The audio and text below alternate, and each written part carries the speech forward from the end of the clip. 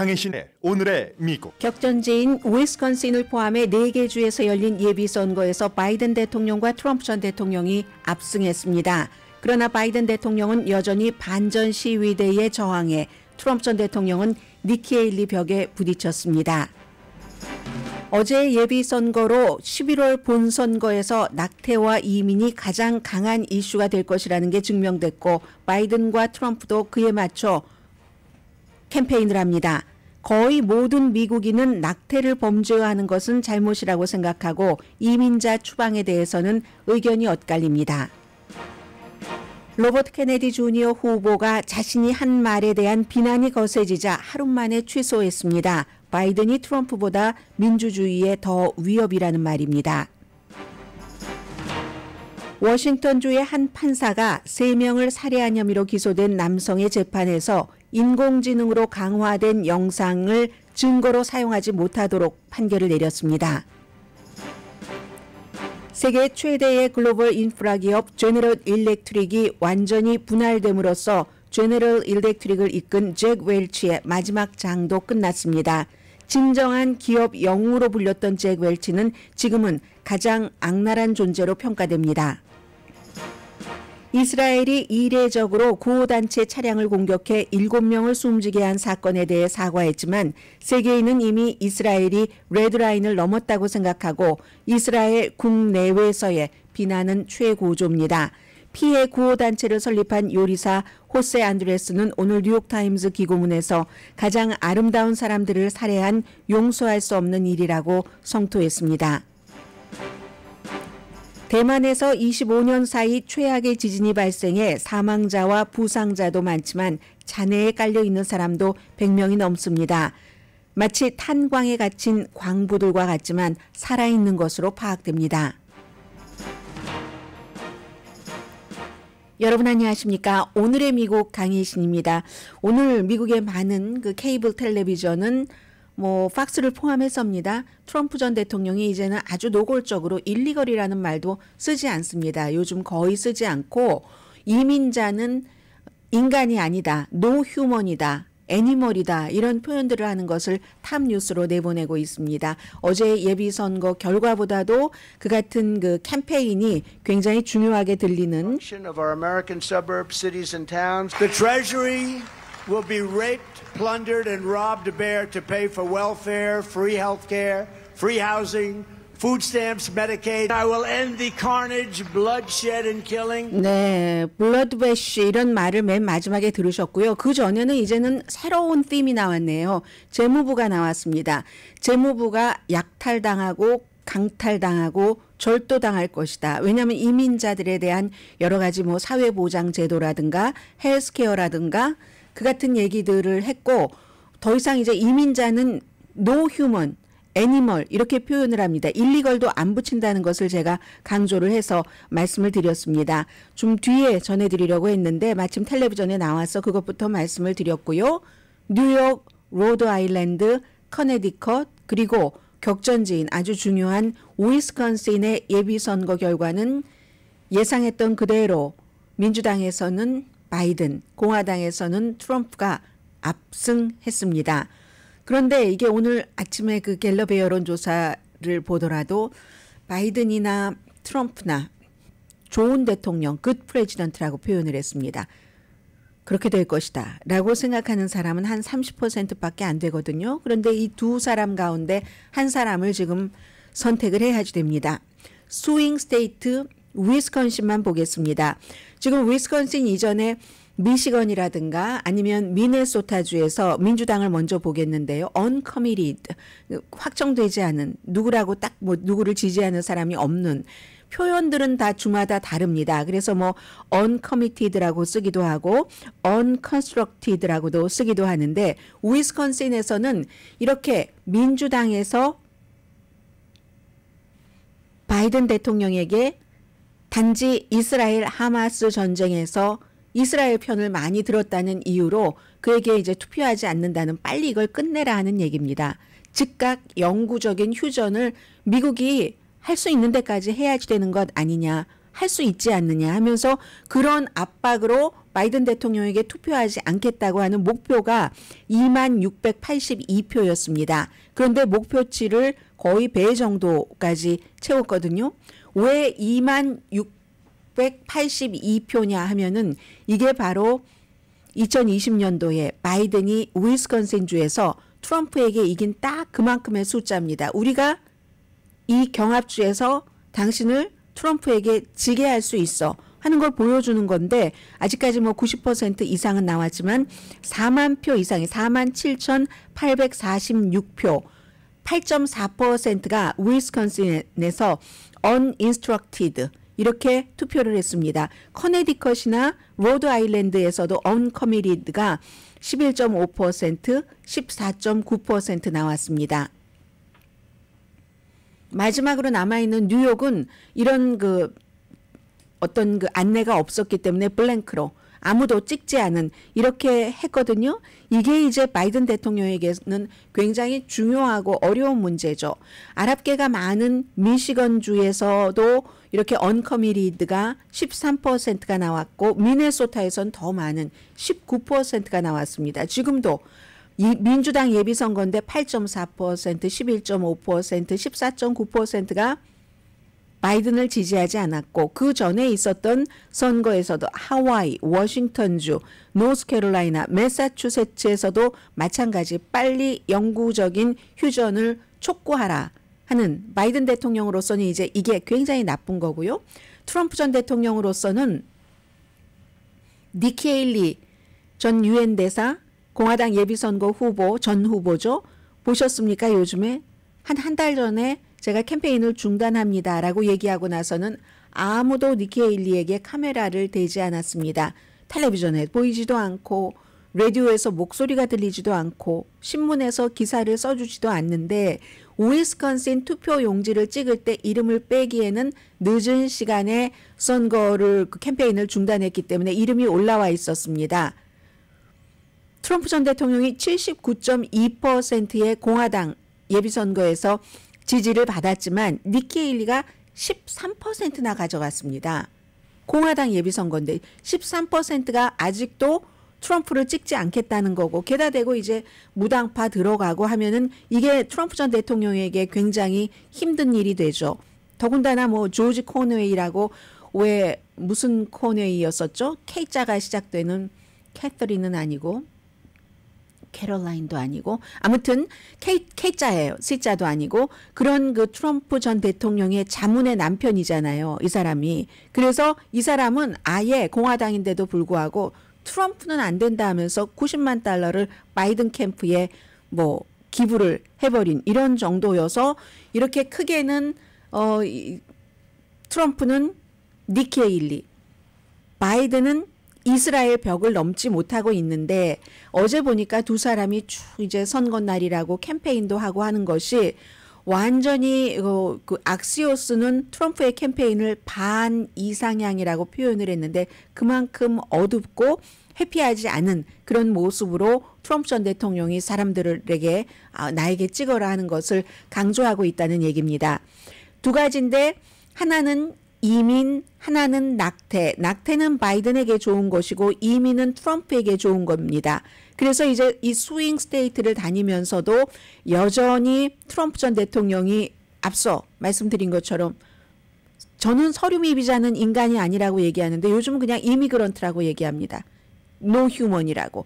이렇게 얘기를 하고 미시건주에서는 사진을 보니까요. 아예 트럼프 전 대통령이 선거 캠페인을 하는 그 연단에 스탑 바이든의 국경 블러드배쉬 국경에 뭐라고 해야 되나요? 이거 국경 학살이라고 해야 되나요? 국경 피바다. 바이든이 국경을 그렇게 만들고 있다. 이걸 멈춰야지 된다. 내가 못 이기면 나라가 존재하지 않는다. 이런 얘기를 했고요. 그리고 좀 전에 여러분께서 들어보신 뭐 재무부가 강탈당하고 있다. 이민자를 위해서 이것도 일리걸 이미그런트라고 안 했습니다. 그냥 이미그런트라고 표현을 했고요. 이민자를 위한 사회복지, 무료 헬스케어, 무료 주택, 무료 푸드 스탬프, 무료 메디케이드 셀 수도 없는 혜택으로 이게 재무부가 강간당하고 레이비라고 표현을 했습니다. 얼마나 단어가 거칩니까? 재무부가 강간당하고 약탈당하고 강탈당할 것이다. 이렇게 표현하면서 나를 찍으라는 겁니다. 공화당 전국위원회는 아예 웹사이트를 만들었는데요. bidenbloodbash.com 바이든 피바다 바이든 대학살.com이라는 웹사이트를 만들어서 이민자에 의한 범죄를 쭉 나열을 합니다.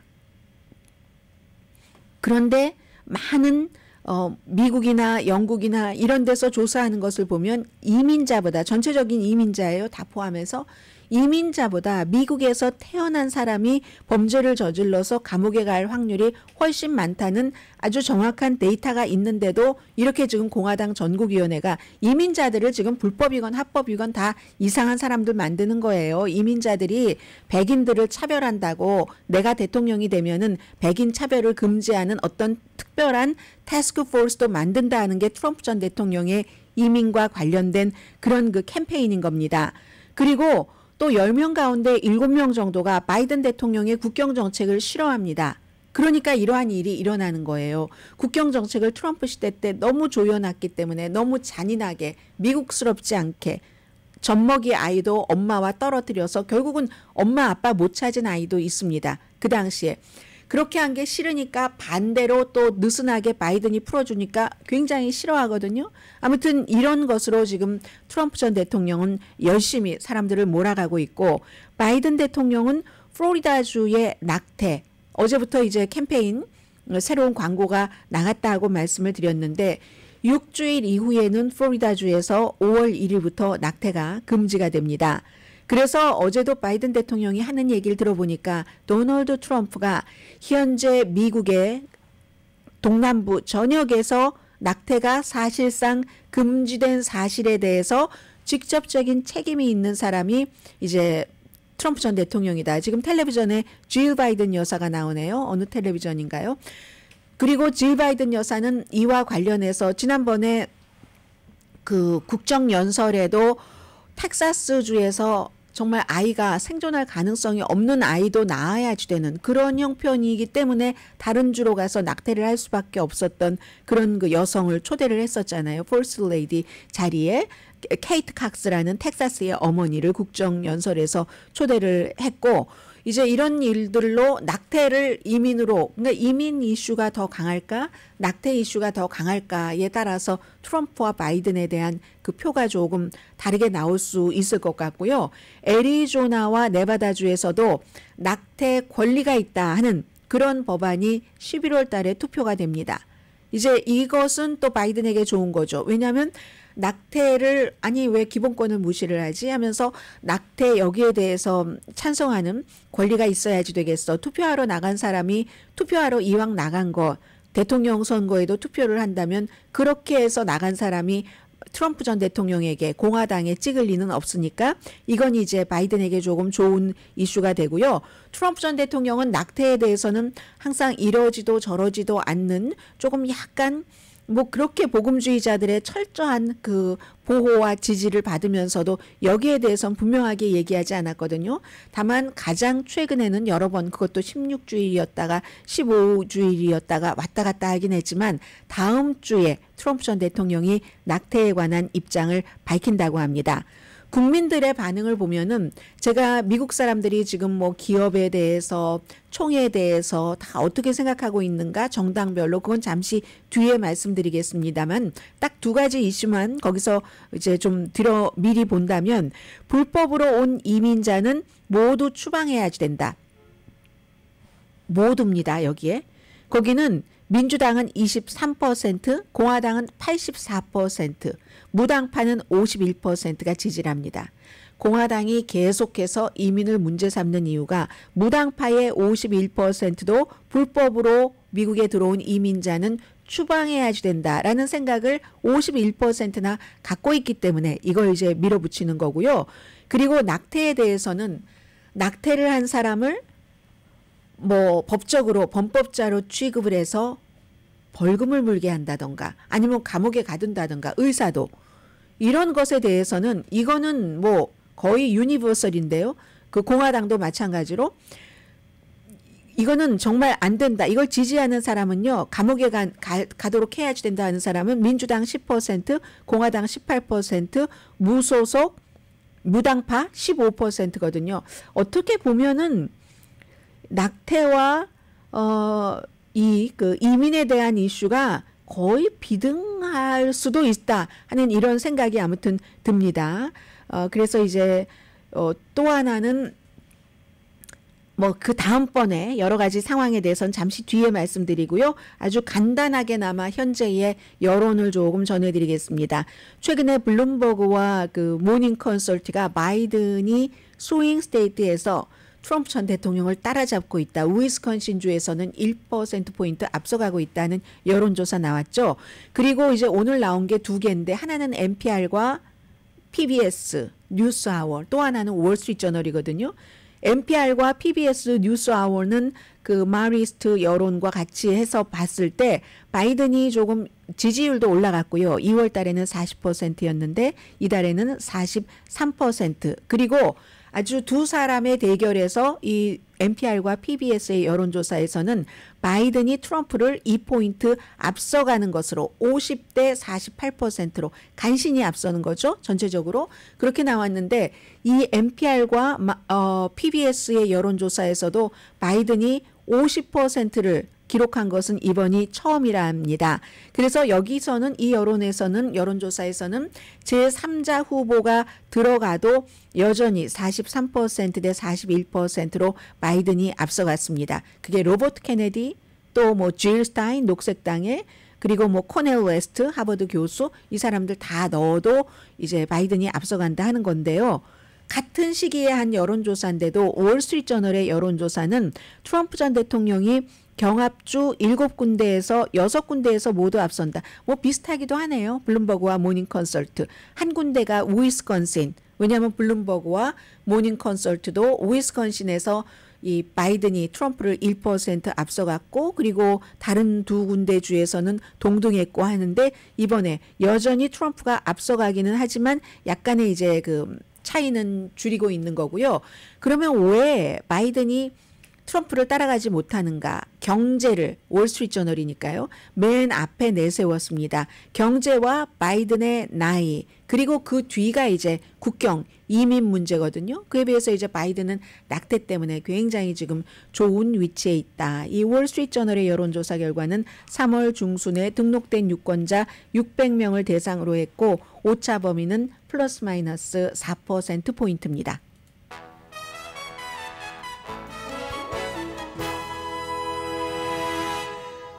잠시 뒤에는 뭐 여러분들께서 무당파도 있을 테고 민주당, 공화당도 있을 테고 하실 텐데 그 사람들이 한 10가지 정도요. 지금 미국에서 일어나고 있는 여러 가지 생각들, 특히 이제 인종에 관한 것, 이런 것들에 대해서 어떻게 생각을 하는가, 뭐 이런 점들을 조금 구체적으로 들여다보겠습니다. 라디오 서울 방송 오늘의 미국 듣고 계십니다. 네, 자, 미국 사람들이요 생각하고 있는 여러 가지인데 뭐 갤럽이 오늘 발표한 여론조사 보니까 30%나 되는 사람들이, 아니 이 두 사람 중에 한 사람이 대통령이 돼야지 되는데 바이든이나 트럼프가 그 대통령이 될 것으로 믿지 않는다. 그런데요, 두 사람 다 좋은 대통령이 될 것이라고 믿진 않지만 그래도 누가 더 효율적일 것 같은가 대통령으로서. 이 질문에 대해서는 35% 대 30%로 트럼프가 바이든보다 더 효율적이다 하는 답이 5%포인트 높습니다. 이거 굉장히 바이든 대통령에겐 중요한 겁니다. 2020년에는 왜 바이든이 대통령이 됐는가? 그때도 지금도 바이든 대통령이 막 에너지가 많거나 이런 사람은 아닙니다. 그때도 이미 나이가 많았습니다. 다만 당시에는 4년 동안 트럼프 전 대통령을 지내본 사람들이 정책에 대해서 어떤 부분은 트럼프를 뭐 지지하기도 하고 어떤 부분은 지지하지 않기도 하지만 너무나 전반적으로 혼란스럽고 점잖지 못하고 그리고 이제 아이들을 생각할 때는 아이들에게도 뭐 누구를 막 밟고 뭐 상처 주고 폭력하고 하는 것들이 너무 많았기 때문에 이건 미국이 아니지라고 생각을 했었던 많은 사람들이 바이든이 그래도 트럼프보다 나을 거야. 트럼프는 우리가 겪어봤고 바이든은 당시에 겪어보지 않았으니까. 그래서 바이든이 트럼프보다 더 효율적인 대통령이 될 것이라고 생각하고 바이든을 선택을 했었습니다. 그런데 지금 두 사람 다 애저녁에 틀렸어요. 좋은 대통령 되기는 하면서도 효율적인 것은 트럼프가 5% 더 높은 점수를 받았다는 것이 바이든 대통령으로서는 지금 굉장히 중요한 거고요. 무소속이 중요한 거죠. 무당파가 중요한데 무당파도 42%가 바이든도 트럼프도 좋은 대통령 아니다. 그런데 여기서 더 중요한 건요. 이런 답을 한 사람의 42%는 제3당 후보에게 투표한다고 했습니다. 3분의 1은 바이든이나 트럼프에게 17%는 투표하지 않는다. 그렇지만 이것도 지금 11월 5일까지는 아직 날짜가 많이 남았기 때문에 지금은 사람들이 이런 마음을 갖고 있답니다. 갤럽의 여론조사 3월달 한 달 동안에 약 1000명을 대상으로 한 것이고 오차 범위는 4%포인트입니다. 미국 사람들이 어떤 그 생각들을 하고 있는가 하는 것을 제가 좀 도표를 보면서 말씀을 드리겠습니다. 좀 전에 왜 그 각 지역에서 바이든과 트럼프의 그 지지율 NPR 방송과 PBS 마리스트가 공동으로 여론조사했더니 바이든이 조금씩 이제 올라가고 있다. 지금 확실히 그런 분위기가 한 2주일 사이에 자리 잡혀가고 있는 것으로 보이거든요. 여기서 이제 그 자리를 굳히기를 하느냐 아니면 트럼프가 차고 올라가느냐가 굉장히 중요한데 항상 그렇잖아요. 선거에서는. 그런데 이제 트럼프 전 대통령도 꼭 좋은 이슈만 있는 건 아니기 때문에 사법적인 이런 문제가 계속 있어서 어떤 전문가는 심지어는 이제 이번에 재판 날짜가 확실히 정해진 4월 15일이죠.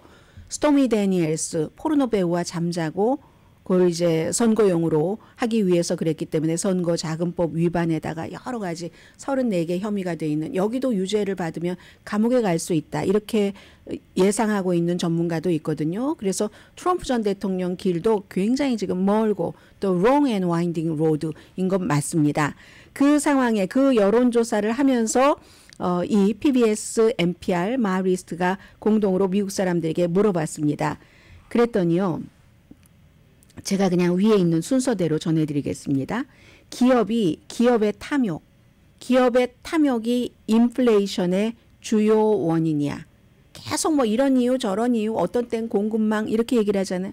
무엇보다도 기업의 탐욕이 인플레이션의 원인이야 라고 얘기하는 사람이 민주당은 89%, 공화당은 57%, 공화당에서도 상당히 지금 이렇게 생각을 하는 거잖아요. 그러면서도 또 기업에 대해서 세금 엄청 깎아주는 것에 대해서는 또 아무 말도 안 해요. 그리고 무소속은 그 사이인데 전반적으로 72%의 미국 사람들은 인플레이션의 가장 중요한 원인은 기업이 돈 많이 벌려고 그러는 거야. 공급망 어떤 때는 좋아졌어도 그걸 계속 끌고 이끌어가면서 그러는 거야. 이렇게 생각을 하고 있고요. 바이든 대통령이 2020년도에 선거에서 이겼다. 이것도 압도적입니다. 71%. 민주당은 97%가 믿고 그리고 무당파도 71% 이상이 믿습니다. 그런데 공화당은 38%만 믿는 거예요. 바이든이 2020년도 선거에서 이겼다는 것을. 그리고 미국은 이민자에 대해서 말씀을 드리면요. 미국에 불법으로 들어온 모든 이민자들, 불법 이민자입니다. 이 경우는 illegally 들어온 이민자들은 전부 추방을 해야지 된다. 공화당은 84%, 민주당 23%, 전반적으로는 이게 51%, 이게 중요한 겁니다. 51%. 그리고 이 무당파들도 51%보다 조금 많아요. 무당파가 51%네요. 전반적으로 한 50% 정도 되는데 무당파가 51%나 불법으로 들어온 사람 다 추방을 해야지 돼 하는 얘기를 하고요. 요즘 이제 중요한 이슈가 되고 있는 거죠. 백인에 대한 차별도 흑인이나 다른 소수 인종에 대한 차별만큼 정말 미국에서 큰 문제다. 빅한 문제다. 이렇게 생각하는 사람은 공화당은 77%, 백인에 대한 차별이 큰 문제래요. 소수 인종이나 흑인에 관한 차별과 마찬가지로. 민주당은 22%, 전반적으로는 46, 7%. 그리고 거의가 이 전체적인 거기에 무당파들 생각이 비슷하게 가 있습니다. 또 뭐가 있나요? 그 다음에 사람들이 자기 스스로를 전쟁터에서나 쓸 수 있는 군 스타일의 무기로 무장하는 것을 허용을 해야지 된다. 이게 공화당에서는 62%, 민주당은 그런데 15%밖에 안 돼요. 이 민주당과 공화당이 차이가 큰 게 이런 문제네요. 이 총기 문제. 그에 비해서 무당파는 38%. 그런 군 스타일의 총을 가지고 있는 것도 무당파도 38%, 공화당 62, 민주당 15%입니다. 또 요즘에 굉장히 중요한 이슈죠. 종교가 정부 정책에 영향을 미쳐야지 된다. 이건요, 공화당이신 분들 잘 들어보시기 바랍니다. 종교가 정부 정책에 영향을 미쳐야지 된다. 40%, 공화당 40%가 정부 영향 미쳐야지 된다. 많은 것 같기도 하고 과반수가 안 된다. 이렇게 생각할 수도 있죠. 민주당은 15%. 그리고 이제 그 무당파는 한 20%가 조금 안 되는 것 같아요. 이 정도. 정부의 정책에 종교가 영향을 미쳐야지 된다. 이거 중요하고요. 그리고 또 뭐가 있나요? 대통령이 되려는 사람은 대통령은 범죄자는 안 된다. 대통령은 아니네요. 대통령 때 저지른 다시 말씀드립니다. 대통령으로서 as president로서 저지른 범죄에 대해서는 면책 특권이 있다. 그거는 대통령이었을 때 저지른 범죄는 용서해 줘야지 된다. 이것도 공화당을 잘 보십시오. 공화당도 이거 엄청 많을 것 같죠? 34%입니다. 민주당 가운데서도 대통령이었을 때 저지른 범죄는 용서해 줘야지 돼 하는 사람 18%나 됩니다. 그렇게 따지고 보면요. 그리고 이제 전반적으로 한 24% 대통령의 면책 특권에 대해서 범죄를 저질렀어도 그렇다는 것이 그 정도가 되고요. 그리고 미국이 제대로 된 트랙으로 가기 위해서 폭력을 쓰는 것을 허용을 하는 것? 이거는 좀 말씀드리지 않겠습니다. 무슨 제대로 된 길을 가기 위해서 폭력을 쓰면 그 폭력이 더한 폭력을 낳지 무슨 얘기를 하십니까? 그리고 낙태에 대해서 이 마지막 질문입니다. 낙태를 한 사람은 벌금을 내거나 감옥에 가야지 된다. 이렇게 생각하는 사람, 이것도 잘 보셔야지 됩니다. 앞서 말씀드린 거죠. 공화당에서도 이렇게 생각해요. 감옥에 가거나 낙태를 했으면 감옥에 가거나 벌금을 내야지 돼. 18%밖에 안 됩니다. 그리고 민주당은 하나도 없을 것 같죠? 공화당이 18%면 민주당도 10%나 됩니다. 전반적으로 15%나 되는 사람이 공화민주 가릴 것 없이 다 합쳐서 낙태를 하면은 벌금을 내거나 아니면 감옥에 가야지 된다. 이런 생각을 미국 사람들이 하고 있습니다. 그런데요, 여기서 이제 긍정적인 면들도 조금 있는데 81%는 여러분들과 지금 한 10개 정도를 봤는데 81% 정도는 나와 의견이 정치적으로 견해가 다른 친구가 있다. 서로 정치적인 견해는 달라도 친구가 될 수 있다는 얘기입니다. 그리고 68%는 그럼에도 불구하고 여전히 미국에서 아메리칸 드림 이런 것을 이루는 게 가능하다라고 생각을 한답니다. NPR, PBS, 마리스트의 공동 여론조사 결과였습니다. 잠시 뒤에 제너럴 일렉트릭에 대해서 좀 말씀을 드리겠고요. 그리고 왜냐하면 워낙에 사람들이 많이 일하고 싶어 했던 회사이기도 하고 잭 웰치가 너무 유명한 CEO 회장이었었기 때문에요. 그분이 이미 숨진 지 꽤 됐는데요. 2000년대에 숨지긴 하셨는데 아무튼 그리고 이젠 AI가 모든 부분에 들어와서 법원에서 어떤 판결까지 나왔거든요. 잠시 뒤에 뵙겠습니다. 죄송합니다. 제가 밖에 좀 나갔다 왔어요. 미니 프로그램이 저희가 혼자서 여러 가지 일을 하기 때문에 지금 약간 미니 프로그램이 이상한 것 같아서 공지를 좀 해달라고 나갔다 오는 사이에 광고가 끊겼습니다. 자, 어떤 내용부터 말씀을 드리는 게 좋을까요? 네. 워싱턴주의 한 그 판사가 워싱턴 DC 아니고 워싱턴 주입니다. 3명을 살해한 혐의로 기소된 남성의 이제 재판이 시작이 됐는데 이 남성의 피고죠. 피고의 변호인이 인공지능으로 뭔가 그 휴대폰에서 증거를 가지고 왔는데 그걸 인공지능으로서 그걸 좀 더 잘 보이게 강화한 것을 증거로 딱 내놨습니다. 그랬더니 이제 검찰 측에서는 이걸 거부를 했는데 판사가 No, 이건 증거로 채택될 수 없다. 이젠 인공지능이 여기까지 왔거든요. 킹카운티의 고등법원 판사가 이제 판결을 내린 건데 이 같은 판결 자체도 미국 법정에서 내려진 최초의 판결일 수 있다. 이건 이제 MBC가 제일 먼저 보도를 하면서 그렇게 그 MBC의 그 취재한 기자가 설명을 하더군요.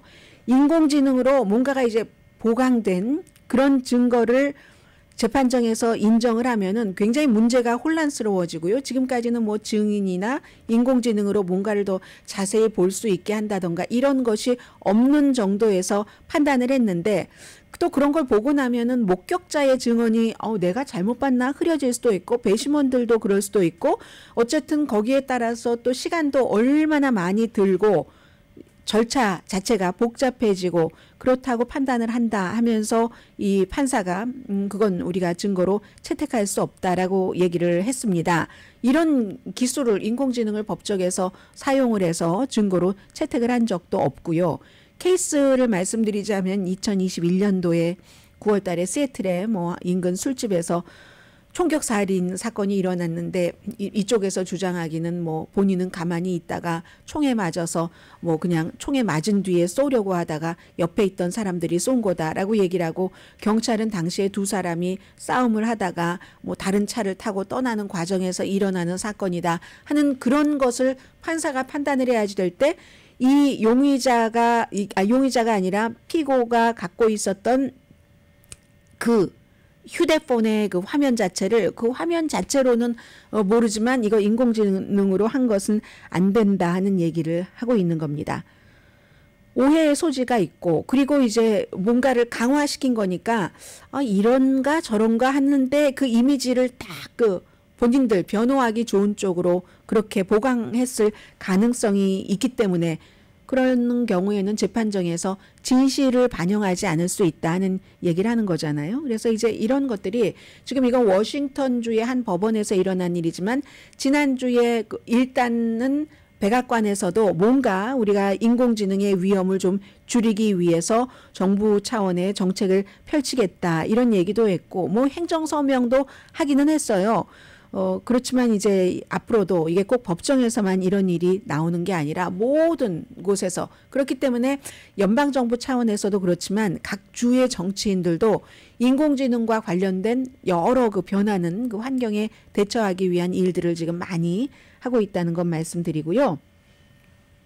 General Electric 하면은 뭐 세계에서 가장 큰 글로벌 인프라 기업 이렇게 말씀드리면 되죠. 뭐 전력, 제너럴 일렉트릭, 항공, 또 무슨 헬스케어, 운송, 뭐 요즘은 굉장히 많이 하지만 원래는 토마스 에디슨의 전기 회사 뭐 이렇게 시작이 된 게 바로 이 제너럴 일렉트릭이죠. 제너럴 일렉트릭이 1800년대부터 그게 이제 쭉 이어져 왔다 하는 전기 회사로 그게 이제 모 회사인 거예요. 제너럴 일렉트릭의 모 회사가 토마스 에디슨이 1878년이래네요. 그 설립한 전기 조명 회사를가 마더 회사인데 이제 여기서 이게 다 끝나버렸습니다. 어제로 이 회사가 분할이 됐어요. 그래서 제너럴 일렉트릭이 세 개의 분야로 분할이 돼서 제너럴 일렉트릭의 항공, 에로스페이스가 있고 그리고 뭐 제너럴 일렉트릭 GE 헬스케어가 있고 또 다른 회사 세 개의 개별적인 회사가 됐는데 이 회사를 우리도 막 전기에서도 읽고 엄청난 기업이냐 하면서 잭 웰치가 1980년대부터 2000년대 초까지 81년부터 2001년까지 뭐 제조업체였죠. 완전한 그때는 100% 제조업체 제너럴 일렉트릭의 회장, CEO로 있으면서 말 그대로 전설적인 경영자였잖아요. 그런데 어제 회사가 이렇게 세 개로 쪼개지는 게 마감이 되면서 그의 마지막 챕터도 완전히 닫혀버린 거고 잭 웰치에 대한 평가도 시대가 달라지면서 엄청나게 완전히 반대 방향으로 나갔다는 것을 제가 말씀을 드리고 싶습니다. 이분이 매사추세츠에서 태어나서 뭐 공부하고 박사학위까지 다 받고 제너럴 일렉트릭의 엔지니어로 들어갑니다. 엔지니어로 들어가서 그 당시에 뭐 최연소 제너럴 일렉트릭 역사상 회장 겸 최고 경영자가 돼서 1999년도에 이미 포춘이 선정한 20세기 최고 경영자가 됩니다. 그리고 나서 그 80년대부터 90년대 사이에는 미국에서 아주 정말로 막 모범처럼 이렇게 전형처럼 따랐던 이런 사람들이 굉장히 많은데 그 유명한 게 정리해고잖아요. 물론 어떻게 보면 좋게 말하면 좋을 수도 있어요. 본인이 딱 들어가 봤을 때 회사가 너무 방만했다 해서 다 쳐내는 겁니다. 말하자면 정리해고를 통해서 뭐 자본도 갖게 되고 그리고 이제 뭐 기업의 인수합병도 많이 했지만요. 그리고 또 하나는 이제 국제화로 했는데 제일 중요한 건 이 사람이 정리해고를 엄청나게 많이 했다는 거. 그것 하나와 또 하나는 세계 1위, 세계 2위가 될 수 없는 사업에서는 우리는 철수한다. 최고만을 고집한다. 이런 경영 방식으로 제너럴 일렉트릭을 오랜 동안 수십 년, 20년 이끌었습니다. 그리고 2020년이군요. 3월 1일에 84세로 숨졌거든요. 그래서 그때까지만 하더라도 완전히 전설이었어요. 이 사람은. 그런데 지금 와서 이렇게 보면 그의 이제 회사가 그가 이끌었던 회사가 세 개로 완전 쪼개져서 그의 레가시도 너덜너덜해졌다. 이렇게 표현하는 전문가들도 많이 있던데요.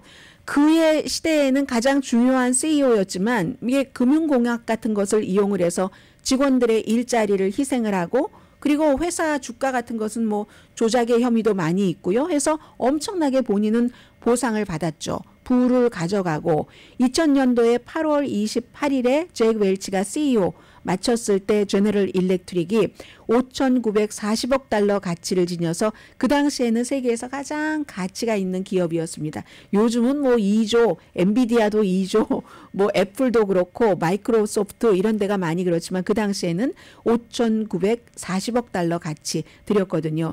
그 이후에 이제 S&P 500가 한 그 주식시장 전반적으로 뭐 한 3배 정도 상승을 했고 그런데 지금은 이제 어제 이렇게 세계로 분할되고 할 때 보니까 굉장히 조금 초라한 상태가 돼버렸거든요. 요즘에 새로운 경영 방식의 회사들과는 달리. 그래서 많은 사람들이 이 사람을 이제 불명예스럽다 이렇게 보고 있는 것은 잭 웰치의 정리해고하는 것 이런 거 신경 쓰면서 막 떠올랐었던 잭 웰치를 추종했었던 그런 무슨 후배 경영자요. 그런 사람들이 다 지금 하나하나 떨려나고 있습니다. 얼마 전에 제가 그 보잉사를 말씀을 드렸었는데 보잉사의 데이빗 칼훈도 결국은 보잉사가 자꾸만 사고 나니까 그 자리 올해 말까지만 하고 물러난다고 발표를 했죠. 그리고는 내부 고발자들 얘기를 들어보면은 하도 성과 중심만 하니까 거기서 무슨 하청업체 같은 데서도 그렇고 아주 불량품 같은 것을 끼워놓고 빨리 해야 되고 하니까 또 고의적으로도 그랬다. 뭐 너네 골탕 좀 먹어봐 하는 식으로도 그런 얘기도 나왔는데 그런 데이빗 칼훈이라든가 아니면 홈디포의 또 피아트라든가 뭐 알버슨에서 아주 후져서 쫓겨난 사람들 다 이 잭 웰치 방식으로 경영을 했었던 사람이고요. 그리고 지금 남아있는 사람은 겨우 뭐 워너 브라더스 디스커버리의 뭐 한 사람 정도 그 정도. 그래서 이렇게 보면 그 당시에는 분명히 그게 진정한 기업 영웅이다. 용기 있다. 이렇게 얘기를 했었겠죠. 90년대에는. 그런데 오늘날에는 가장 악랄한 창조물이다. 자본주의에서 가장 악랄한 존재다. 이렇게 알려져서 그가 숨질 때까지만 하더라도 이 정도는 아니었는데 최근에 이제 이런 평판을 받고 있으니까 참 어떻게 사느냐와 어떤 평판이 있느냐는 뭐 많이 다르죠. 지금 것이 그대로 가는 것도 아니고요.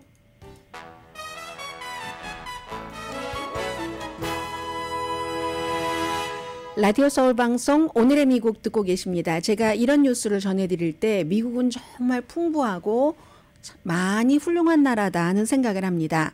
미국의 오늘의 가장 중요한 핵심적인 그 방송의 탑 뉴스는 바로 이 내용입니다. 월드 센트럴 키친이라는 세계 구호단체가 가자지구에서 사람들 먹을 것을 싣고 어디로 옮겨가는 도중에 이스라엘의 드론 공격을 받았다고 하더군요. 완전 그 안을 보니까 7명이 숨졌는데 사람의 시신은 찾을 수가 없을 겁니다. 아마 아무것도 보이지 않습니다. 아주 새까맣게 다 조각조각이 돼버렸는데 그 공격을 받은 내용을 가지고 미국에서는 지금 굉장히 탑 뉴스거든요. 백악관에서도 이 월드 센트럴 키친을 만든 호세 안드레스라는 그 로스앤젤레스에도 뭐 뉴욕이라든가 굉장히 그 본인이 운영하고 있는 식당이 많습니다. 이름은 다 달라요. 뭐 가장 대표적인 게 그 콘레드 그랜드 백그랜드에 있는 호텔이요. 그 호텔 안에 여러 개 식당이 있고 뭐 뉴욕에도 있고 바자르 이런 것도 이 사람 식당이고 본인 이름을 따서 한 식당도 있고 이 사람은 그냥 식당업만 해서 스페니쉬 아메리칸 미국 시민권은 2013년도에 받았는데 그냥 편안하게 잘 먹고 잘 살 수 있는 사람입니다. 그런데 2010년도에 월드 센트럴 키친이라는 것을 만들어서 지진이 나면 그곳에 또 무슨 뭐 이런 식으로 우크라이나 뭐 IT 이번에 가자 이렇게 사람들을 보내서 먹을 것을 쭉 주는 거거든요. 음식 우리가 먹는 것에 대한 그 생각을 엘리트들에게 달리할 수 있게 많이 해준 사람이 그래서 이 사람이 말하면 저 사람 진심이야 하고 정치권에서도 다 듣거든요. 이분이 너무 화가 났어요. 본인이 만든 월드 센트럴 키친에서 일하던 그 아름다운 세상에서 가장 아름다운 사람들이라고 얘기를 합니다. 거기서요. 지금 가자지구에서 사람들에게 음식을 나눠주고 그런 걸 수송하고 하기 위해서는 많은 그 수송 차량에 여기 월드 센트럴 키친이라고 분명히 너무너무 눈에 띄게 보였었고 그리고 얼마나 위험한 일이면 전부 방탄조끼 입고 다니는데 그런데도 그 폭격에는 방탄조끼도 소용이 없을 정도니 얼마나 산산이 무너진 채 최후를 맞았겠습니까? 그래서 이분이 호세 안드레스 이분이 이 범죄는 절대로 용서할 수가 없다라고 얘기를 했고 벤자민 네탄야후도 이례적으로 비극적인 이 사건에 대해서 사과합니다라고 말했습니다. 그리고 이스라엘의 국방장관은 우리가 목표를 잘못 정했다. 항상 전쟁에서는 이런 일은 있는 거지만 지금 이 순간에 이런 일이 있어서 지금 이 내용을 미국에서 마치 미국의 뉴스인 것, 물론 미국인도 한 사람이 있습니다. 캐나디안, 미국계 캐나디안 또 한 사람 있고 영국 사람, 나이는 50대부터 30대도 몇 분 있고 제일 나이가 젊은 사람은 20대인데 아마 그분은 팔레스타인이거든요. 한 사람 통역하지 않았을까 저 혼자 그냥 짐작을 해본 겁니다. 이렇게 돼서 이 내용을 미국이 가장 많이 그 보도를 하면서 이스라엘이 정말 지금 이건 잘못하고 있다 이런 거 그리고 이분들이 이렇게 됨으로 인해서 꼭 이 구호재단뿐만이 아니라 다른 이름의 또 다른 구호재단들도 일단 그런 것을 설립한 사람들은 가자지구의 팔레스타인 주민들을 돕는 것도 중요하지만 그 돕는 사람들의 생명을 지키는 것도 엄청 중요하잖아요. 다 중단했어요. 그렇지 않아도 아이들이 먹을 것이 없어서 숨져가고 있는데 더 먹을 것이 없는 겁니다. 지금 이스라엘 의회 모습이 보이네요. 벤자민 네탄야후 집 앞에서도 엄청나게 사람들이 시위하고 이 사건으로 인해서 이스라엘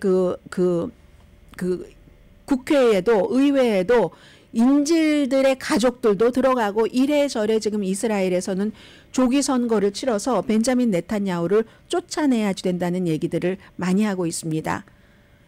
정말 아름다운 영혼의 사람들이 방탄조끼를 입고 다른 사람들을 배고프지 않게 하려는 일을 하려는 사람들이 숨졌고 그 사람들이 숨짐으로써 더 많은 사람들이 배가 고프게 생겼고 그러니까 이런 많은 일들을 오늘 바로 이 그 아름다운 기업인이면서 셰프인 호세 안드레스 씨가 뉴욕타임즈에 기고문을 쓴 겁니다.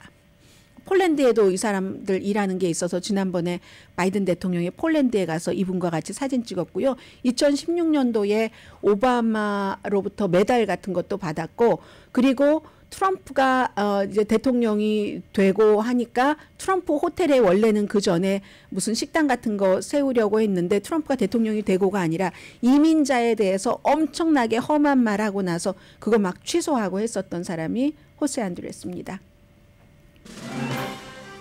25년 만에 최악의 지진, 사망자, 부상자 다 나왔고요. 100 몇십 명이 아직도 잔해에 갇혀 있다고 하는데 이거 완전히 탄광 속의 광부와 똑같답니다. 살아계시대요 지금. 진도는 현지로는 7.2, 미국으로는 7.4, 일본으로는 7.7이거든요. 수도 타이베이까지 진동 쫙 퍼졌다고 합니다. 강혜신이었습니다.